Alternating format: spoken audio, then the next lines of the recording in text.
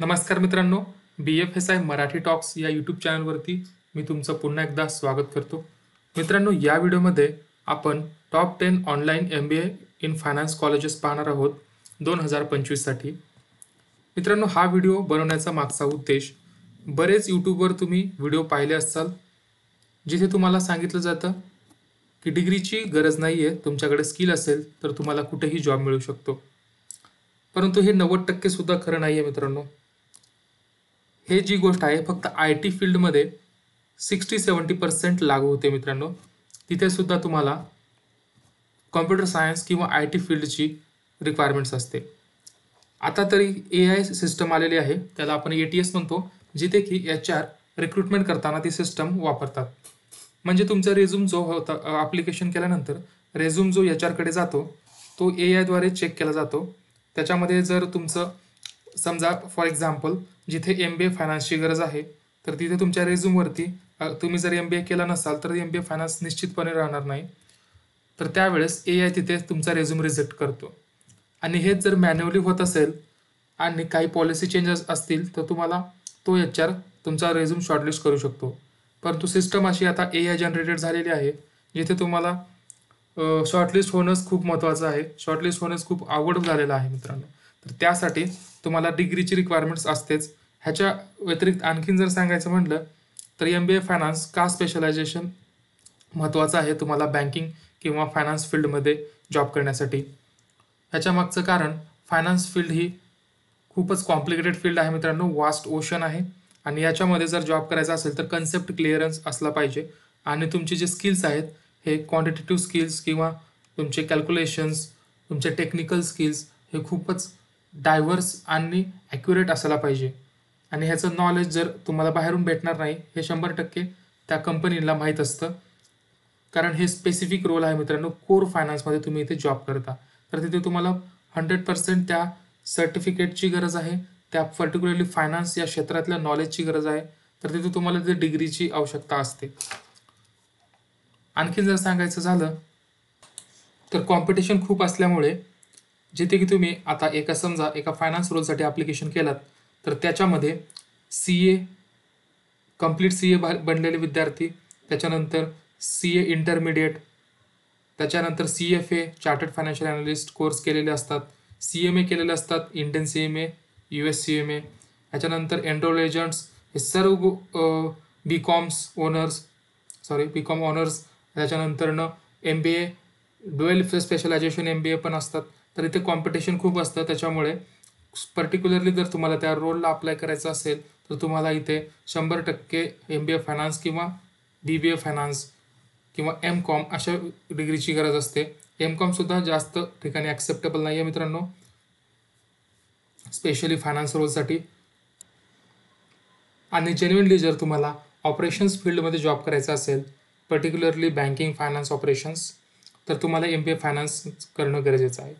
तर चला मग आता आज ह्या व्हिडिओमध्ये top 10 online MBA in finance colleges पाहूया.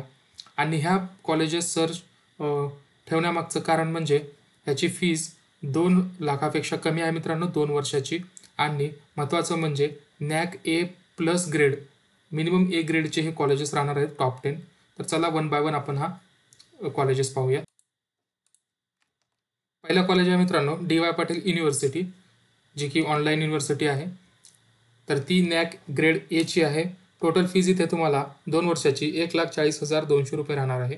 AICTE अप्रूव्ड आहे. ह्याच्यामध्ये हार्वर्ड बिझनेस स्कूलचे कंटेंट ॲक्सेस तुम्हाला मिळणार आहे. म्हणजे हार्वर्ड बिझनेस स्कूलने फ्री कोर्सेस लॉन्च केलेले आहेत. तुम्ही त्यांच्या ऑफिशियल वेबसाईटवरती चेक करू शकता, जसे की कोर्सेरा वगैरे आहे.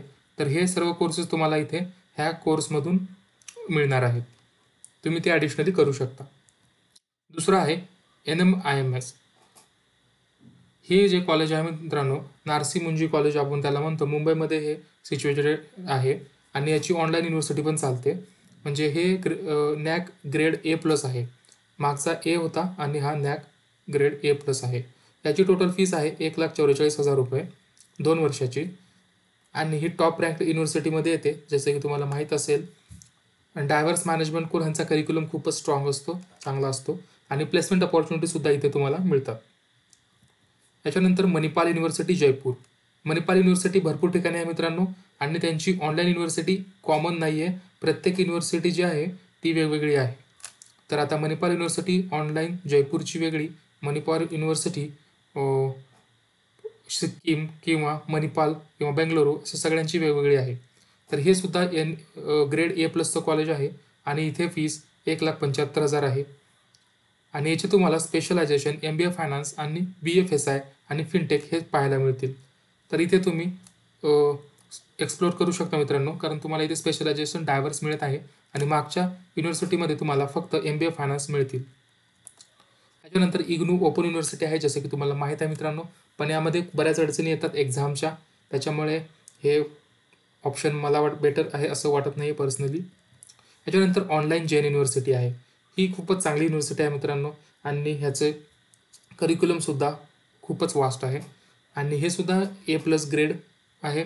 टोटल फीस आहे 1,75,000 रुपये आणि ही युनिव्हर्सिटी QS रँकिंगमध्ये येते मित्रांनो. ह्याची रँकिंग आता मला माहिती नाही, पण ही QS रँकिंग म्हणजे वर्ल्ड रँकिंगमध्ये येते आणि ह्याच्यामध्ये मल्टिपल स्पेशलायझेशन आहेत. MBA फायनान्स, BFSI, फिनटेक सर्व स्पेशलायझेशन तुम्हाला इथे मिळतील.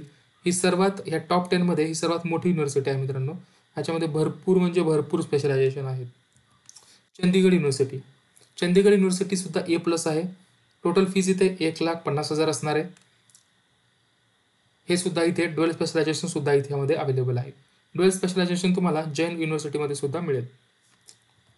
कुरुक्षेत्र युनिव्हर्सिटी. कुरुक्षेत्र युनिव्हर्सिटी मित्रांनो ही हरियाणा मध्ये युनिव्हर्सिटी आहे, जी की ऑनलाईन ही प्रोग्राम्स कंडक्ट करत असतात. तर ह्याची फीस आहे 1,20,000 रुपये आणि ह्याची ग्रेड आहे A++. आता A++ ग्रेड इथून आता तुम्हाला स्टार्ट होतील.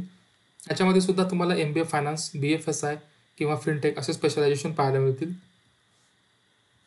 नेक्स्ट आहे मित्रांनो पारुल युनिव्हर्सिटी. पारुल युनिव्हर्सिटीचे तुम्ही ॲड्स पण बघितले असाल.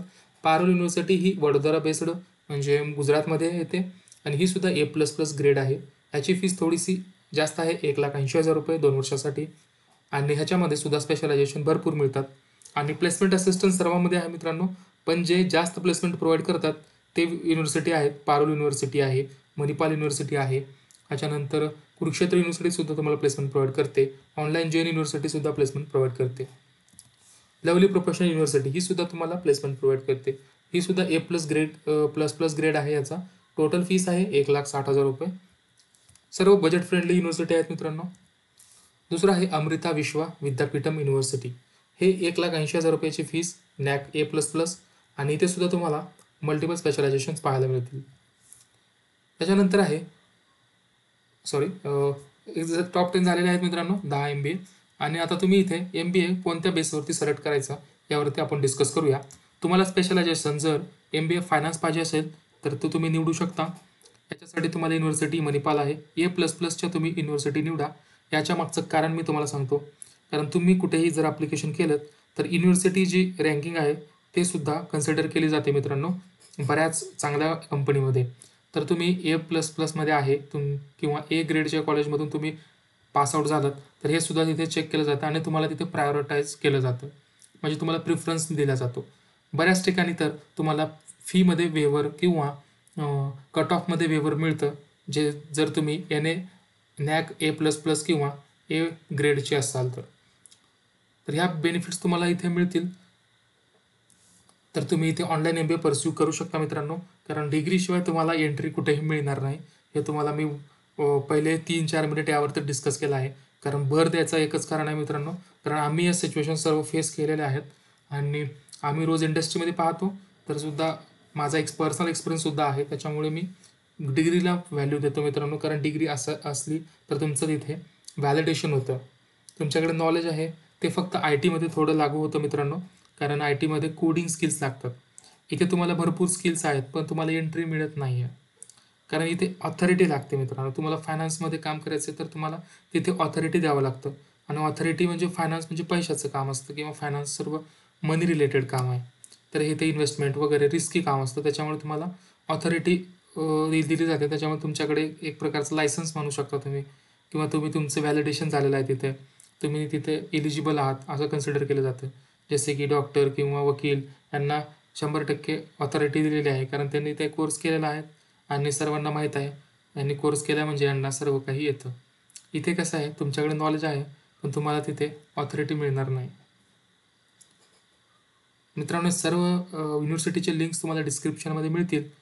नसेल तर तुम्ही गुगलवर सुद्धा जाऊन डायरेक्ट युनिव्हर्सिटी टाईप केली तर तुम्हाला तिथे प्रोग्राम्स दिसून येतील. धन्यवाद मित्रांनो. आता पुढच्या व्हिडिओमध्ये आपण ऑनलाईन MBA आणि जॉब ॲशोर्ड प्रोग्राम यांचं डिफरन्स पाहूया. आणि काही डाऊट्स असतील तर कमेंट सेक्शनमध्ये तुम्ही मला कनेक्ट करू शकता मित्रांनो. धन्यवाद.